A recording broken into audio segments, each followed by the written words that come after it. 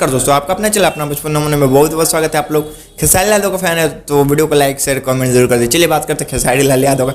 फिर से गाना आ गया है रिटर्न, जो कि कल खेसारी लाल यादव का काफ़ी देर तक गाना डिलीट कर दिया गया था, ब्लॉक कर दिया गया था।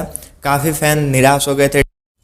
साला ये दुख का खत्म नहीं होता बे। डबल खिड़की जो गाना है खेसारी लाल यादव का बंद कर दिया गया था। मैंने आप लोग को कल वीडियो भी बनाया था इस टॉपिक पे, जो कि खेसारी लाल यादव का कल गाना बंद हो गया था।